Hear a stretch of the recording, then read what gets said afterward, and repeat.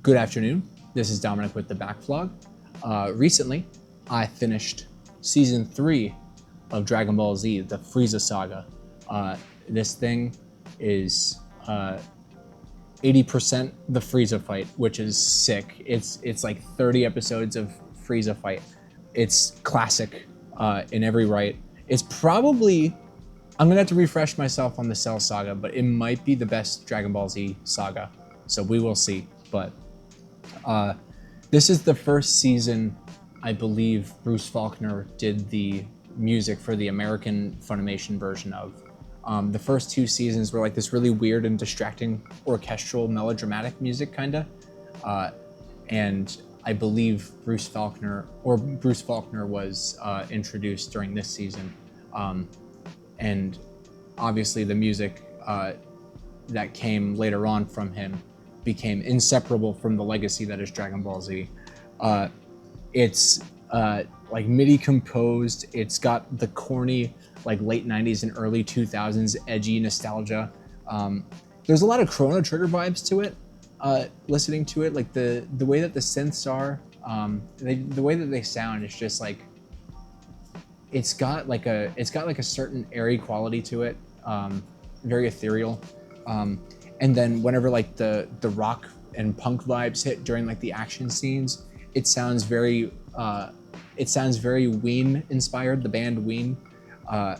Just like with the way that their instruments sound, it's like they sound fake, and it's silly, but it works, you know? It's cool. I don't know. There's something about it.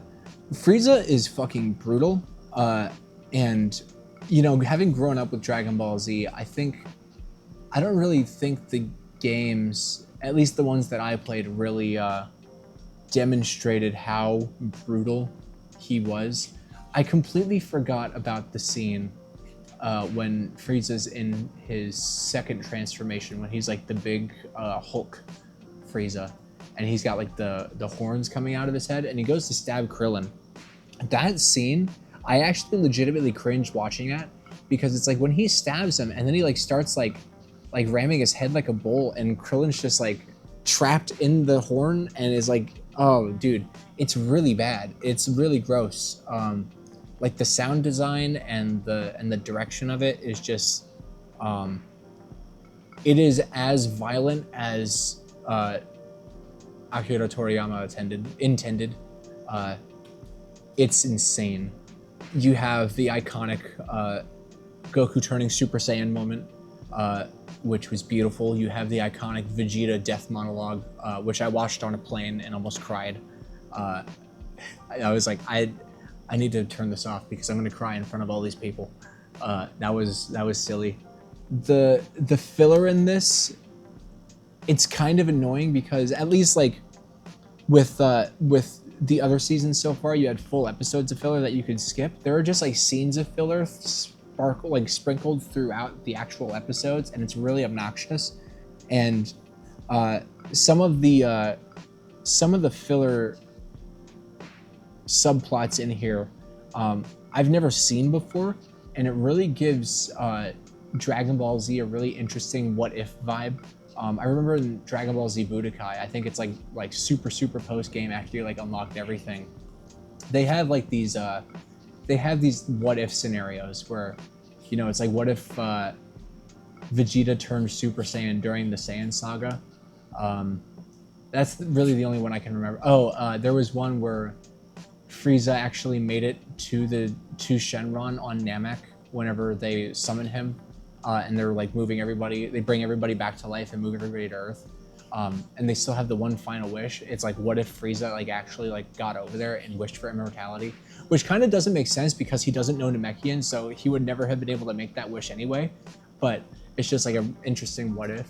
But back to my point, it's like I get to one of the subplots where Bulma comes across the Ginyu frog, and they end up switching bodies, and Bulma's body is briefly commandeered by Ginyu, and I had no idea that happened. That was just a really weird thing.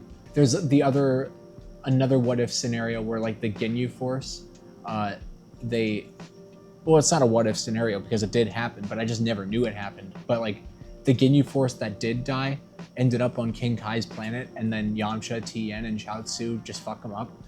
I thought that was really interesting. And then yeah, there's like the whole other thing with Chi-Chi trying to get to planet Namek, and everybody's trying to stop her because they know that, you know, guns and grenades aren't going to kill Frieza, but Chi-Chi is so determined to protect Gohan that she does not give a shit. I think that's really funny. Yeah, no, season 3 of Dragon Ball Z, fantastic anime, classic. This is probably the most iconic anime scenes of all time in this season, and that is like without exaggeration.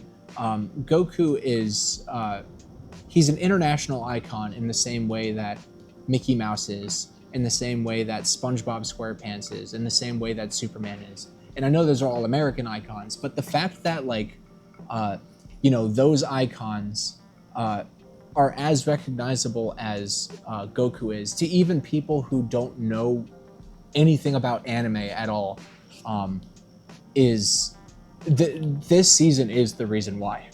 You know, Super Saiyan Goku is the reason why. It's nuts. It's iconic. There's nothing else to say about it. It is a marvel of anime. That's all I can say about it. Have a wonderful rest of your day, and take care of yourself out there.